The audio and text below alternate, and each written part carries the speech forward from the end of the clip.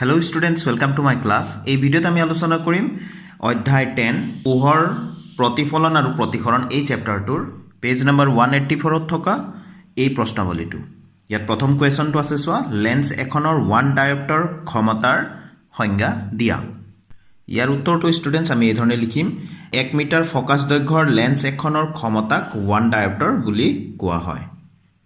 অৰ্থাৎ 1 ডায়োপ্টাৰক আকৌ capital D ৰে বুজোৱা যায়, সেইকাৰণে 1D মানে অৰ্থাৎ 1 ডায়োপ্টাৰ মানে এমৰ ওপৰত -1, এমৰ পাৱাৰটো -1 দিয়া আছে, মানে আমি কেনেকৈ পঢ়িম 1/মিটাৰ। 2 নম্বৰ প্ৰশ্নটো আছে, চোৱা, উত্তল লেন্স এখনে বেজি এটাৰ খত আৰু ওলোটা প্ৰতিবিম্ব তাৰ পৰা 50 চেণ্টিমিটাৰ দূৰত্বত গঠন কৰে। যদি প্ৰতিবিম্বৰ আকাৰ লক্ষ্যবস্তুৰ আকাৰৰ সমান হয় তেন্তে লক্ষ্যবস্তুটো উত্তল লেন্সৰ সন্মুখত ক'ত ৰখা হৈছিলে নিৰ্ণয় কৰা।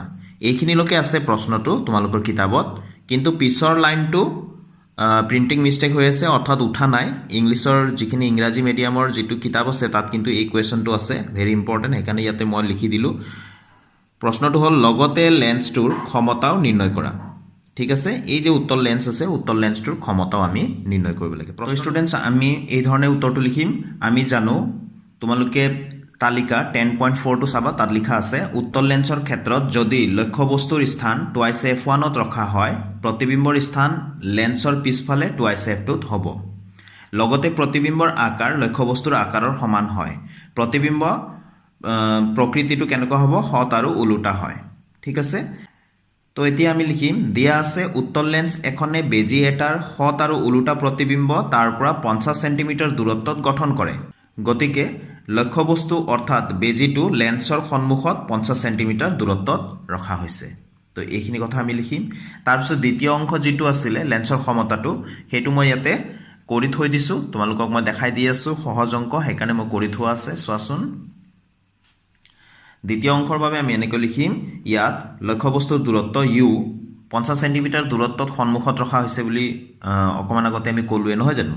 গতিকে দাপোনে হওক বা লেন্সে হওক সন্মুখত লক্ষ্যবস্তুটো ৰখা হয়, অৰ্থাৎ লেন্সখন বা দাপোনৰ কোনফালে ৰাখোঁ, আমি বাওঁফালে ৰাখোঁ, তেনেহ'লে আমি মাইনাছত লওঁ। লক্ষ্যবস্তুৰ দূৰত্ব সদায় আমি মাইনাছত ল'ম, লেন্সেই হওক দাপোনেই হওক। গতিকে -50 চেণ্টিমিটাৰ লিখা হৈছে। প্ৰতিবিম্বৰ দূৰত্বটো ভি ইয়াত দিয়াই আছিলে প্ৰশ্নত 50 চেণ্টিমিটাৰ দূৰত্বত, গতিকে 50 চেণ্টিমিটাৰ লিখা হৈছে। আৰু ফকাছ দৈৰ্ঘ্যটো আমি নিৰ্ণয় কৰিব লাগিব। ফকাছ দৈৰ্ঘ্যটো আমি লেন্সৰ ফকাছ দৈৰ্ঘ্য জানিলেহে আমি লেন্সৰ ক্ষমতাটো নিৰ্ণয় কৰিব পাৰোঁ। তো লেন্সৰ সূত্ৰটো আমি জানো, যিহেতু 1/v - 1/u = 1/f হয়, গতিকে মই এনেকৈ লিখি ল'লোঁ, যিহেতু এফৰ মান নিৰ্ণয় কৰিব লাগে, এফক মই সমীকৰণটোৰ বাওঁফালে ৰাখিলোঁ, গতিকে এনেকৈ লিখিলোঁ 1/f = 1/v - 1/u। তো এতিয়া ভি আৰু ইউৰ মান পাতি দিলোঁ, ভিৰ মান 50 আছিলে, ইউৰ মান -50 আছিলে, হয়নে, একেবাৰে সহজ। এতিয়া এই দুটা মাইনাছ চিন, মাইনাছ কি হৈ যাব, প্লাছ হৈ যাব, এইটো প্লাছ চিন। যদি দুইটাৰ ভগ্নাংশৰ হৰ যদি একে থাকে তেনেহ'লে আমি লসাগু এইটোৱে হ'ব, আৰু ওপৰত একে যদি হৰ থাকে, ওপৰত দুটা প্লাছ থাকিলে ডাইৰেক্ট প্লাছ কৰিম, মাইনাছ থাকিলে ডাইৰেক্ট মাইনাছ কৰিম। গতিকে এইটো প্লাছ আছে, 1 + 1 2 হৈ গ'ল। তো 2ৰে 50ক আমি কটাকটি কৰিলে ওপৰত 1 হ'ব, 2 × 2 আৰু 2 25 × 50, হয়নে। সেইটোকে ইয়াত লিখা হৈছে, চোৱাচোন, 1/f, এইটো 1/f এইফালে আছে, সমান চিনৰ তলে তলে সমান চিন দিছোঁ। ইয়াৰ পৰা আমি কি পালোঁ, 1/25। এতিয়া চোৱা, ইয়াত লিখিলোঁ এতেকে f, অৰ্থাৎ 1/f = 1/25, গতিকে f মানে কিমান হ'ব, 25। গোটেইখিনি চেণ্টিমিটাৰত আছিলে, গতিকে চেণ্টিমিটাৰত পালোঁ। কিন্তু লেন্সৰ ক্ষমতাটো উলিয়াবলৈ হ'লে ফকাছ দৈৰ্ঘ্যটোক আমি মিটাৰলৈ নিব লাগিব। গতিকে চেণ্টিমিটাৰক মিটাৰলৈ নিবলৈ হ'লে 100ৰে হৰণ কৰিব লাগিব। 100ৰে হৰণ কৰাৰ লগে লগে চেণ্টিমিটাৰটো মিটাৰলৈ পৰিৱৰ্তন হৈ গ'ল। ঠিক আছে, তো 25/100 মানে হৈ গ'ল, 100ৰে 25ক হৰণ কৰিলে তুমি পাবা 0.25 মিটাৰ, 0.25। ঠিক আছে, আৰু মিটাৰটোতো আছেই, মিটাৰ দি দিলোঁ। আমি জানো লেন্সৰ ক্ষমতা P মানে হৈ গ'ল 1/f, হয়নে। গতিকে লিখি দিছোঁ, এতেকে লেন্সখনৰ ক্ষমতা P = 1/f, অৰ্থাৎ এফৰ মানটো আমি পাইছিলোঁ 0.25, গতিকে এইটো 1 to 1 হ'ল, এফৰ মান আমি পাতিলোঁ 0.25। ঠিক আছে, তো 100ৰে আমি লব আৰু হৰত পূৰণ কৰি দিয়াৰ লগে লগে 100 × 100 হৈ গ'ল, 100 × 1 = 100, 100ৰে 0.25ক পূৰণ কৰাৰ লগে লগে দশমিকটো উঠি গ'ল, 25 হৈ গ'ল। 25ৰে 100ক হৰণ কৰিলে আমি কিমান পাওঁ, 4 পাওঁ। গতিকে লেন্সখন যিহেতু উত্তল লেন্স আছিলে, আৰু ইয়াতে আমি যিহেতু ঋণাত্মক নাই ধনাত্মক পাই আছোঁ, গতিকে ধনাত্মক 4 লিখিছোঁ, ডি, অৰ্থাৎ উত্তল লেন্স যে হয়, উত্তল লেন্সৰ ক্ষমতাটো সদায় ধনাত্মকতে আহে। ঠিক আছে গতিকে 4D লিখিলে হ'ল বা প্লাছটো দিছো মানে উত্তল লেন্স বুলি বুজাইছো আমি গতিকে এই যেটো লেন্স দিয়া আছিল সেই লেন্সৰ ক্ষমতাটো হৈ গ'ল প্লাছ 4D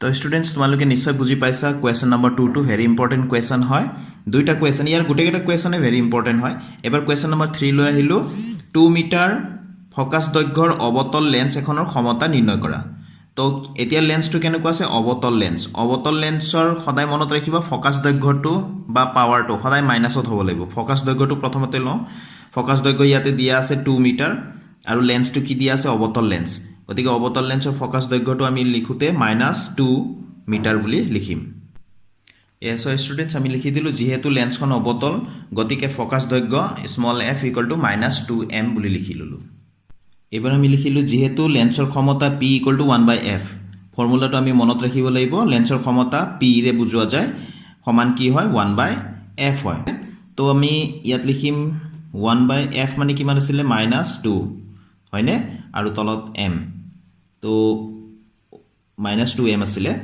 তো এতিয়া -2 to -half 1/2 মানে 0.5 আৰু 1/m মানে হৈ গ'ল ডায়োপ্টাৰ d তো এটো হৈ গ'ল এই লেন্সখনৰ ক্ষমতা -0.5 ডায়োপ্টাৰ মাইনাস কিয় হয় অবতল লেন্সৰ ক্ষমতাটো মাইনাসেৰে বুজোৱা যায় অৰ্থাৎ মাইনাস দেখিলে আমি বুজি পাম যে এটো লেন্সখন অবতল লেন্স এইখিনি লকে কৰিলে হৈ যাব স্টুডেন্টস তথাপিও এটো লিখি দিলে এই লাইনখিনি লিখি দিলে আমাৰ ভাল হয় দেখাত আমি লিখি দিম এতেকে 2 মিটাৰ ফোকাস দৈৰ্ঘ্যৰ অবতল লেন্সখনৰ ক্ষমতা -0.5 ডায়োপ্টাৰ ঠিক আছে তো ইয়াৰ লগে লগে আজিৰ ভিডিওটো মই এতে সামৰিলো স্টুডেন্টস নেক্সট ভিডিওত আকৌ লগ পাম প্ৰশ্নাৱলীৰ বাকি প্ৰশ্নৰ উত্তৰখিনি লৈ thank you students keep watching my channel